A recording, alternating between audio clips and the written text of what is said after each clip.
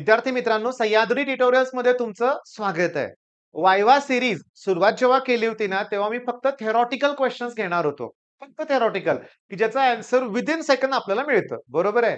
पण गेल्या काही लेक्चर पासून मी न्यूमेरिकल्स घ्यायला सुरुवात केलेली आहे, हे लक्षात घ्या. बरं, मग आजपासून माझं टार्गेटच वेगळं आहे, की न्यूमेरिकल्स घ्यायचे आहेत, पण तुम्हाला क्विक थिंकिंग करायला शिकवायचं आहे. मग सुरुवात करतोय मी, जास्त वेळ तुमचा घेणार नाहीये. लगेच सुरुवात करतोय, समजून घ्या. पहिला पॉइंट मी इथं लिहिणार आहे युरिया, की ज्याचं मोलार मास 60 आहे. युनिट आता लिहित नाही, पण युनिट काय सांगा? ग्रॅम मोल इन्व्हर्स. ठीक आहे. त्याच्यानंतर मी इथं लिहितोय ग्लुकोज. ओके, ग्लुकोजचं मोलार मास 180 आहे. ग्लुकोजचं मोलार मास 180 आहे. आणि त्याच्यानंतर शुगर, की ज्याचं मोलार मास 342 आहे. 342. आता माझं नीट ऐका. नंबर ऑफ मोल्स ही जी कन्सेप्ट आहे किंवा मोल कन्सेप्ट आहे, आपल्याला बऱ्याच ठिकाणी लागणार आहे. नंबर ऑफ मोल्स म्हणजे काय? Given mass upon molar mass. Number of moles म्हणजे काय? गिव्हन मास अपॉन मोलार मास. आता मी काय करतोय बघा, की मी असं कन्सिडर करतोय की नंबर ऑफ मोल्स इक्वल आहेत. बघा, मी रिव्हर्स चाललोय बघा, समजून घ्या. माझ्याकडे दोन वेगळ्या टाईपचे सोल्युशन्स आहेत. युरिया सोल्युशन आहे, ग्लुकोज सोल्युशन आहे असं समजा. पण त्याचे नंबर ऑफ मोल्स इक्वल आहेत. नंबर ऑफ मोल्स इक्वल आहेत. चला, मी दोघांना व्हॉल्यूमने डिव्हाइड करतो. दोघांना कशाने डिव्हाइड करतो? व्हॉल्यूम. आता मी याला व्हॉल्यूमने डिव्हाइड केलंय, याचा अर्थ इकडं मला कॉन्सन्ट्रेशन मिळालंय, इकडं पण मला कॉन्सन्ट्रेशन मिळालंय. Number of moles per unit volume म्हणजे मोलॅरिटी असतं आणि ते कॉन्सन्ट्रेशन आहे. पहिला पॉइंट कळाला. आता मी दोन्ही बाजूला आरटी न मल्टिप्लाय करतोय. C2 ला सुद्धा आरटी न मल्टिप्लाय करतोय. ओळखा. कोणता फॉर्म्युला आहे तो ओळखा, लक्षात घ्या. तो आहे ऑस्मॉटिक प्रेशरचा फॉर्म्युला. पाय व्ही इक्वल्स टू एनआरटी. हे मी पुन्हा पुसून टाकणार आहे, नीट लक्ष द्या मग. पाय व्ही इक्वल्स टू एनआरटी. मग पाय इक्वल्स टू कोण? N upon V RT. हे इकडचे व्ही इकडे आणले रे बाळांनो. आणि एन अपॉन व्ही म्हणजेच कॉन्सन्ट्रेशन. मग पायचा फॉर्म्युला मिळाला सीआरटी. हा सीईटीतला प्रश्न आहे. Which of the following gives osmotic pressure? मग फॉर्म्युला आहे पाय इक्वल्स टू सीआरटी. मग मला सांगा, मग मला काय मिळालं? की हे इकडे मिळालं पाय 1 ऑस्मोटिक प्रेशर आणि इकडे पाय 2. अरे पण ते इक्वल आहे. मग 2 or more solution having same osmotic pressure are known as isotonic solution. आलं का ध्यानात? आयसोटोनिक सोल्युशन लक्षात आलं का? म्हणजे आयसोटोनिक साठी कंडिशन काय, की नंबर ऑफ मोल सेम आले पाहिजेत. मग आता बघा मी क्विक थिंकिंग कसं करतोय.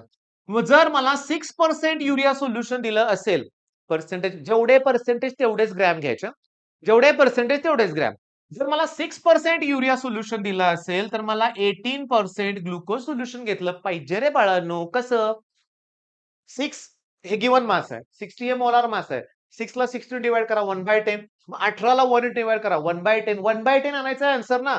मग 6% युरिया सोल्युशन हे आयसोटोनिक असणार आहेत. 18% ग्लुकोज बरोबर आणि 34% शुगर सोल्युशन बरोबर. कळतंय का? मी प्रत्येकाला 10, 10, 10 ने डिवाइड केलं. म्हणजे जर मी 6 ग्रॅम युरिया दिला असेल मला, तर मला 34.2 ग्रॅम शुगर पाहिजे. दोघांचं मोल सेम येणार, कॉन्सन्ट्रेशन सेम येणार. कॉन्सन्ट्रेशन सेम येणार, लक्षात घ्या. मग समजा मी 3 ग्रॅम युरिया घेतलं, तर मला 9 ग्रॅम ग्लुकोज घेतलं पाहिजे. हे कळालं का तुम्हाला व्यवस्थित? कारण ह्याचं मी हाफ केलं म्हणजे याचं पण हाफ केलं पाहिजे. आणि इकडं मिळणार आहे 17.1 ग्रॅम. सांगू का? सीईटीत 4 ते 5 वेळा आयसोटोनिकचे प्रश्न सापडतील तुम्हाला. 21 नंतर. 21च्या अगोदर पण खूप आहेत. पण आकडे नंबर हेच असणार आहेत, लक्षात घ्या. हेच. सिरियसली हेच असणार आहेत. बरं, आता मी बाजूला सरकतो, एक स्क्रीनशॉट काढून घ्या, थोडासा तुमच्या लक्षात राहिले पॉइंट. ओके. बर, आता सगळ्यात इम्पॉर्टंट मी तुम्हाला सांगतो. इथं मी महत्वाचा पॉइंट काय घेतोय बघा. हे आता जी नावं लिहिली होती कुठली रे सांगा? युरिया, ग्लुकोज आणि शुगर. यासाठी व्हॅन्ट ऑफ फॅक्टर 1 असतो रे बाळांनो. ओके, व्हॅन्ट ऑफ फॅक्टरनं कॉन्सन्ट्रेशनला मल्टिप्लाय करावं लागतं, हे लक्षात घ्या बरं. मग व्हॅन्ट ऑफ फॅक्टरची व्हॅल्यू किती आहे सांगा? 1. समजा मी NaCl घेतलं. बघा, NaClच फॉर्म्युला असतो बरं का. NaCl4, NaCl2 नसतं बरं का. NaClच असतं. यात 2 आयन आहेत. मग व्हॅन्ट ऑफ फॅक्टर 2 आला. अॅल्युमिनियम, थांबा 1 मिनिट, ते नंतर घेऊ दे. मॅग्नेशियम क्लोराईड MgCl2, ह्याचे 2 याचे 3 आयन आहेत. अॅल्युमिनियम क्लोराइड AlCl3 4 आहे व्हॅन्ट ऑफ फॅक्टर. क्लोरीनचे 3 आणि अॅल्युमिनियमचा 1 आहे. आणि aluminium phosphate Al2PO4 thrice van't Hoff factor 5 आहे. किंवा अॅल्युमिनियम सल्फेट मला म्हणायचं होतं बरं का. अॅल्युमिनियम सल्फेट मला म्हणायचं होतं. Al2SO4 thrice van't Hoff factor 5 आहे. वॅन ऑफ फॅक्टर अतिशय इम्पॉर्टंट कन्सेप्ट आहे, हे लक्षात घ्या. मग आता या लेक्चरमध्ये मला बऱ्याचशा गोष्टी कव्हर करायच्यात. माझं मेनली टार्गेट आहे आयसोटोनिक सोल्युशन. मेन टार्गेट आहे आयसोटोनिक. मग चला पहिली एमसीक्यू शांतपणे बघण्याचा सोडवण्याचा प्रयत्न करूया. शांतपणे वाचूया आपण. हो, पण आपलं टार्गेट काय? आपलं टार्गेट काय सांगतो लक्षात घ्या. Quick thinking. What is the numerical value of osmotic pressure of 1 molar urea solution? Concentration दिलंय. त्याला मी C1 म्हणतो आणि त्यांनी विचारलंय पाय1. ओके. आणि ते सगळ्यात महत्वाचं 0.4 मोलर युरियासाठी ते X आहे. डोकं वापरा रे. 0.5 मोलर साठी जर X असेल तर 1 मोलर साठी किती? ऑब्व्हियसली ऑस्मोटिक प्रेशर कॉन्सन्ट्रेशनला डायरेक्टली प्रोपोर्शनल असतं. हे osmotic pressure that equals to C1 RT. RT तर कॉन्स्टंट आहे. म्हणजे जर कॉन्सन्ट्रेशन जास्त तर ऑस्मोटिक प्रेशर पण जास्त येणार आहे. लगेच आन्सर 2x येणार. डबल पॉइंट लक्षात आला. नाही खूप सोपं होतं त्यामुळे थांबत नाही. पुढे जातोय मी आता. KCl चा व्हॅन्ट ऑफ फॅक्टर क्लोरीन सॉरी पोटॅशियमचा 1 आयन, क्लोरीनचा 1 आयन 2 आहे. BaCl2 BaCl2 3 आयन आहेत. Aluminium chloride 4 van't Hoff factor. इथं किती आहे? 5. आता काय विचारलंय? इन्क्रीजिंग ऑर्डर ना माझ्या लक्षात आहे अॅल्युमिनियम सल्फेटला सगळ्यात जास्त पाहिजे. तो मध्ये येऊ शकतच नाही. अॅल्युमिनियम सल्फेट मध्ये येऊ शकतच नाही. आणि अॅल्युमिनियम सल्फेटचं ऑस्मोटिक प्रेशर कमी असू शकतच नाही. ते सगळ्यात जास्त पाहिजे ना. का? व्हॅन्ट ऑफ फॅक्टर 5 आहे. ऑब्व्हियसली बघा अॅल्युमिनियम ह्याचा व्हॅन्ट ऑफ फॅक्टर किती आहे बघा 5. याचा किती आहे? 4. याचा 3 आहे. 2. कळालं? मग आता कळालं का प्रश्न? इन्क्रीजिंग किंवा डिक्रीजिंग ऑर्डरमध्ये तुम्हाला विचारणार ज्याचं उत्तर व्हॅन्ट ऑफ फॅक्टरवरून पॉसिबल आहे. चला नेक्स्ट क्वेश्चन. सगळ्यात महत्वाचं. सेम ऑस्मोटिक प्रेशरसाठी नंबर ऑफ मोल सेम पाहिजेत.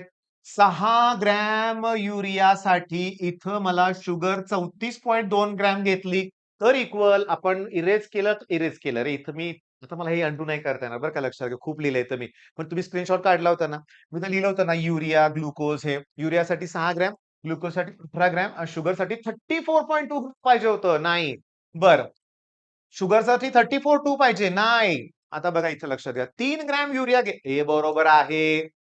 6 ग्रॅम युरियासाठी 6 ग्रॅम युरियासाठी 34.2 ग्रॅम शुगर घ्यायला लागतं.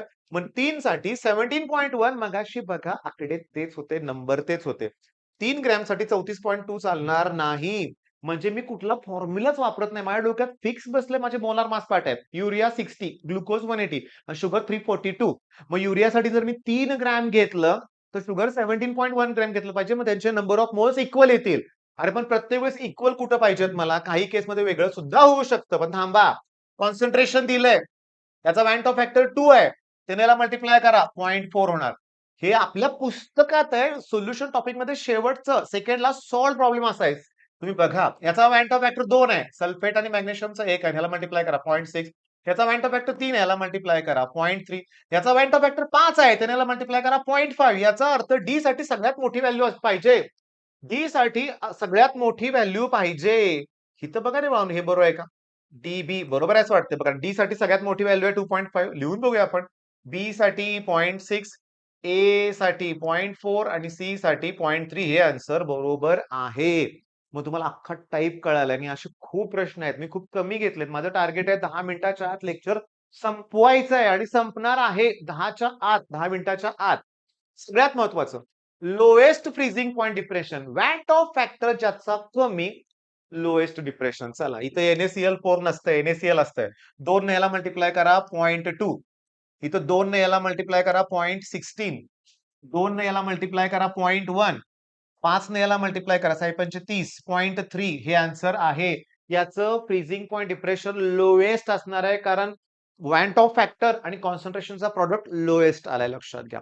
बऱ्याच वेळा जर कॉन्सन्ट्रेशन दिलंच नाही ना तर सगळं व्हॅन्ट ऑफ फॅक्टरवर डिपेंड आहे. तुम्हाला सांगतो अॅल्युमिनियम सल्फेटच दिसेल तुम्हाला बऱ्याच ठिकाणी. मग चला आता शेवटचा प्रश्न. Which of the following exhibit highest freezing point depression. आता प्रॉडक्ट कारण हायेस्ट कुठे येते बघा. सांगतो 2 ने याला मल्टिप्लाय करा 0.2. 2 न 1 मोलरला मल्टिप्लाय केल्यावर 2 आलं. बस हेच माझा आन्सर आहे. 2 हो कारण 5 न जर याला मल्टिप्लाय केलं तर 0.25 येणार आहे. 2 याला मल्टिप्लाय केलं तर 0.1 येणार आहे. मला हायेस्ट पाहिजे. हायेस्ट ऑब्व्हियसली 2 प्रॉडक्ट आहे. कारण बघा ना 1 मोलर कॉन्सन्ट्रेशन खूप दिलंय आणि कॉन्सन्ट्रेशनला कशाने मल्टिप्लाय करायचं आहे? व्हॅन्ट ऑफ फॅक्टरनं. इथं सगळ्यात महत्वाचं आहे. ऑस्मॉसिस आहे ऑस्मॉसिस. सेमी परमेबल मेम्ब्रेन मधून from lower concentration to higher concentration flow होतो. लोअर टू हायर पण दोन्हीकडचं कॉन्सन्ट्रेशन सेम असेल तर फ्लो होणार नाही. आता मला सांगा, व्यवस्थित लक्ष द्या. अरे नॉट शो म्हणलंय म्हणजे कॉन्सन्ट्रेशन सेम पाहिजे मला. उत्तर मिळालंय मला. कारण 6 ग्रॅमसाठी जर मी 34.2 ग्रॅम शुगर घेतलं, दोघांचे नंबर ऑफ मोल सेम येणार. याचा अर्थ कॉन्सन्ट्रेशन सेम येणार. त्यामुळे कुठूनही कुठं फ्लो होणार नाही. बाळांनो कळालं का? 6 ग्रॅमसाठी 85 ग्रॅम शुगर जर घेतली, तर हे नंबर ऑफ मोल जास्त आहेत. ज्याचे नंबर ऑफ मोल जास्त, तो याच्या तुलनेत मग हायपरटोनिक. आणि हा कसला सांगा? कॉमेंट करून सांगा. बघा, ऑस्मोटिक प्रेशर सेम असेल तर आयसोटोनिक. या दोघांत ज्याचं प्रेशर जास्त आहे त्याला हायपरटोनिक. कमी आहे त्याला काय म्हणायचं ते कमेंट मध्ये लिहा बाळांनो. Hypotonic, hypotonic. बघा परत तोच टाईप किती वेळा रिपीट झालाय. याला 2 आहेत, सल्फेटचा 1, 3 याला मल्टिप्लाय करा 1.5. याला 2 न मल्टिप्लाय करा 1. इथं बघा 5 न याला मल्टिप्लाय करा 2.5, 5 5 25. 3 न याला मल्टिप्लाय करा 0.3. याची व्हॅल्यू सगळ्यात जास्त आहे आणि याची व्हॅल्यू सगळ्यात कमी आहे. पण विचारलंय काय? अरेंजमेंट करायला सांगितलंय का? अरेंजमेंट. सगळ्यात जास्त कोणाची व्हॅल्यू आहे? सी. सगळ्यात जास्त सी ची व्हॅल्यू आहे, सगळ्यात जास्त सी ची व्हॅल्यू आहे, सगळ्यात जास्त सी ची व्हॅल्यू आहे. म्हणजे करेक्टच येणार आहे. चला सी ची व्हॅल्यू टाइमपास टाइमपास म्हणजे काय असं परीक्षेत लिहित बसायचं नाहीये. आले बरोबर लगेच नेक्स्ट क्वेश्चन कडे जायचं. पण आपण क्रॉस चेक करूया.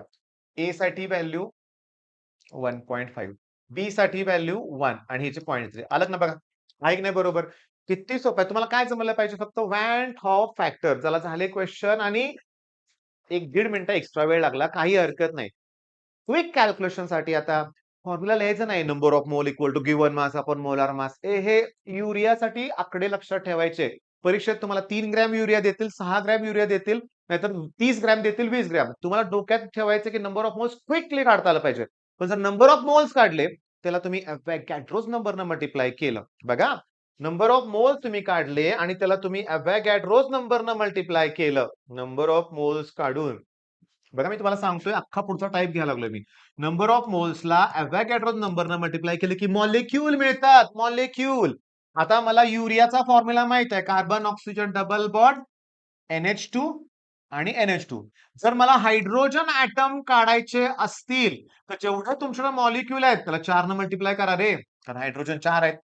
नायट्रोजन ॲटम काढायचे असतील, तर जेवढे तुमचे नंबर ऑफ मॉलिक्युल्स आहेत त्याला 2 न मल्टिप्लाय करा. पण हे नेक्स्ट वायवामध्ये होईल.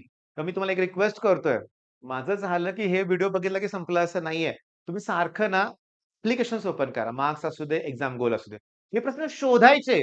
तर परत-परत करायचे लक्षात घ्या. फिजिकल केमिस्ट्रीत पैकीचे पैकी मार्क. ऑर्गॅनिक पैकीचे पैकी मार्क पडणार आहेत. पण प्रॅक्टिस शिवाय होणार नाही आणि तो वेळ इथं तुम्हाला वाचवायचा आहे. All the best.